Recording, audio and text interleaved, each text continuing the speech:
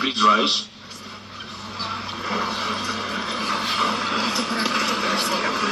Evening, and the Honorable President of the United States, Donald J. Trump.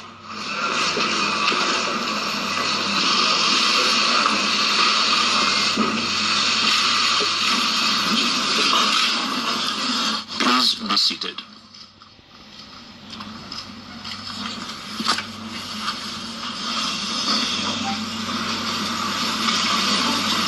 Mr. President, Madam First Lady, I hope that you enjoyed your time. I appreciate the opportunity to learn about your thoughts and visions. I believe that the unbreakable bond between us, along with your determination, will open up new possibilities for the State of Israel and the entire region. Mr. President, we are happy to see that America is back in the area. America is back again. You marked the defeating of ISIS as one of your top missions. This is most important objective. Israel will do everything in its power in order to assist you in this mission. Israel appreciates America's leadership under your administration in the action you took in Syria. There are red lines, as it happened in Syria, that must never be crossed. There is a price that must be paid by those who violate the most basic values that makes us human. Further action must be considered in face of the horrors that is still taking place on the other side of our borders. Mr. President, the Jewish people returned to the historic homeland after 2,000 years of exile. We created a miracle, a technological miracle, an economical miracle, a human miracle.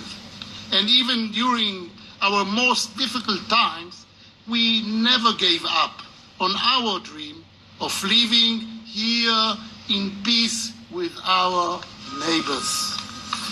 We reached a peace agreement with our neighbors in Jordan and with our neighbors in Egypt. But we have not yet achieved our mission of living in peace with our neighbors, the Palestinians, and with the rest of the Arab world. Our destiny, Palestinians and Jews, is to live together in this land, Mr. President. We must build trust and cooperation between us. But in order to achieve this, we need new ideas, new energy that will help us move forward together. We can have here an oasis, an international center of tourism, a startup land, Silicon Valley, from the Jordan to the Mediterranean. But we must be sure that we don't go to sleep with a dream and wake up with a nightmare, with Iran, ISIS and Hamas in our borders. In order to dream, we need to be sure that Iran is out of our borders, out of Syria, out of Lebanon. I welcome you, and I welcome your willingness to help us move forward. We want to move forward. Mr. President, we want to move forward, and we must do it together with America. Thank you. Thank you. Thank you very much. And shalom. I'm honored to be in the great state of Israel, the homeland of the Jewish people. I am awed by the beauty and majesty of this sacred and very holy land. President Rivlin, Mrs. Rivlin, thank you so much. Thank you.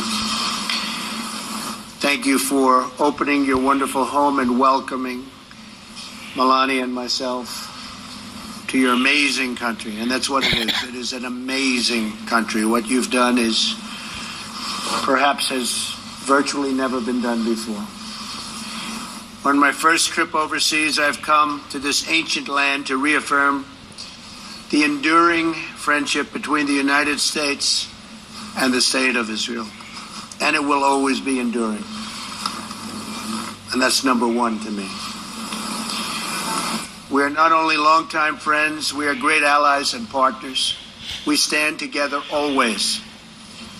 This moment in history calls for us to strengthen our cooperation as both Israel and America face common threats from ISIS and other terrorist groups to countries like Iran that sponsor terrorism and fund and foment terrible violence, not only here, but all over the world.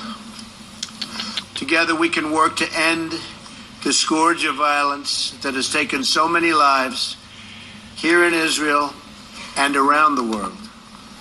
Most importantly, the United States and Israel can declare with one voice that Iran must never be allowed to possess a nuclear weapon, never, ever, and must cease its deadly funding, training, and equipping of terrorists and militias, and must cease immediately.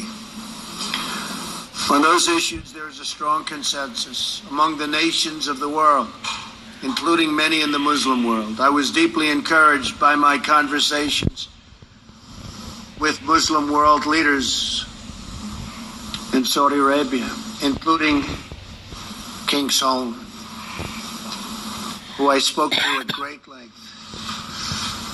King Salman feels very strongly, and I can tell you would love to see peace between Israel and the Palestinians. Many expressed their resolve to help end terrorism and the spread of radicalization. Many Muslim nations have already taken steps to begin following through on this commitment. There is a growing realization among your Arab neighbors that they have common cause with you in the threat posed by Iran. And it is indeed a threat. There's no question about that. I thank both you and Prime Minister Netanyahu for your commitment to achieving peace between the Israelis and the Palestinians. I also look forward to discussing the peace process with Palestinian President Abbas.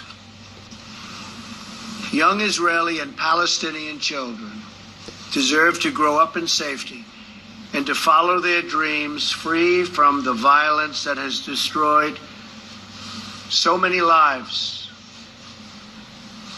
The United States and Israel can also bring safety and greater prosperity to our people through stronger ties of trade and commerce. Already, our two countries do a great deal of business together.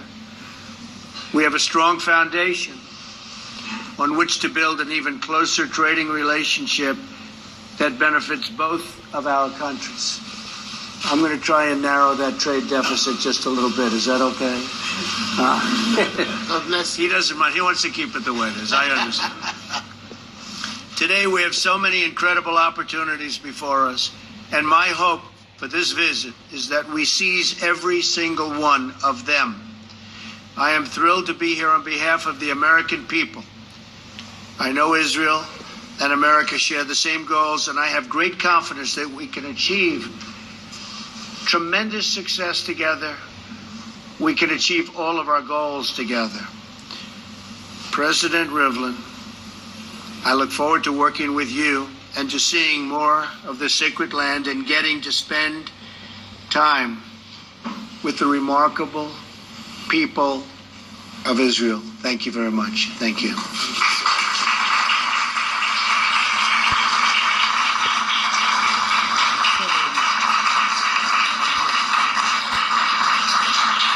Thank you. Please stand.